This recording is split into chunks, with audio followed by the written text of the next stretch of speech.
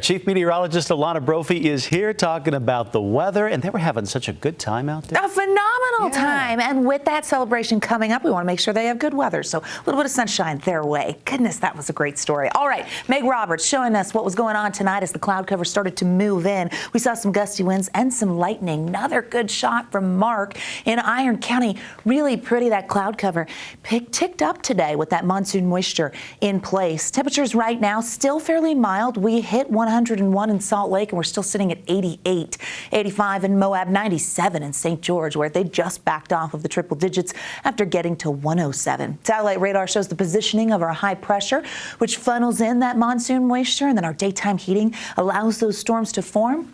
They were out there in the last several hours. They've started to calm down a little bit, but we still have some active conditions, and that includes in southern Utah and in the north as we jump down to the southern portion of the state towards Cedar City and Iron County over Zion National Park. Some echoes of moisture north of Enterprise, right there on the Beaver and Iron County line. Some lightning there if you're looking west.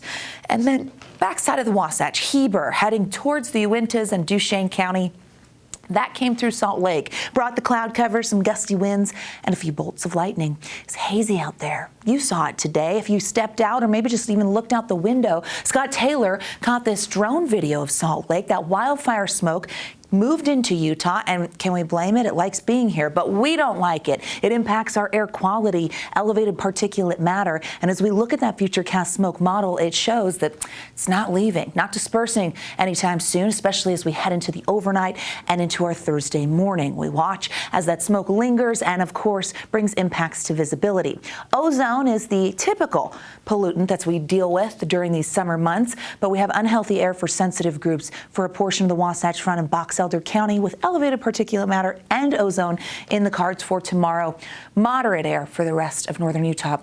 Cool time-lapse video. Those clouds are cool, and then we get another view from the Black Desert Sky Cam as those clouds were moving through. The heat was on. It's been dry, though. Just because we have storms in Washington County doesn't mean that hits the airport. It's been 81 days since measurable moisture at the St. George Airport. April 28th was the last time they saw rain there. Salt Lake International, it's been 27 days. June 21st, we had more than a trace.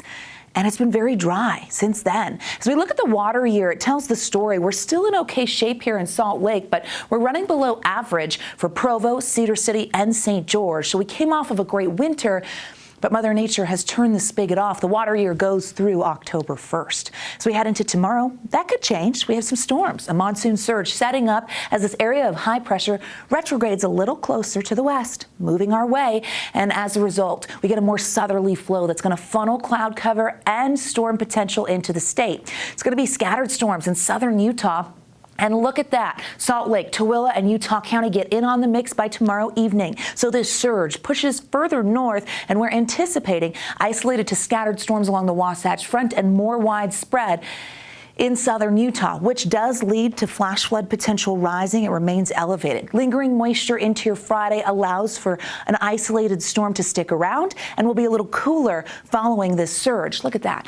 By 2 p.m., we've got storms over the Basin, Castle Country, and the Uintas, and they come back to southern Utah. Now, some of these are slow movers, and we've upgraded that flash flood risk to the probable category for places like Zion National Park. Okay, so it's not just Zion. We've got the Swell, Grand Staircase, and Lake Powell.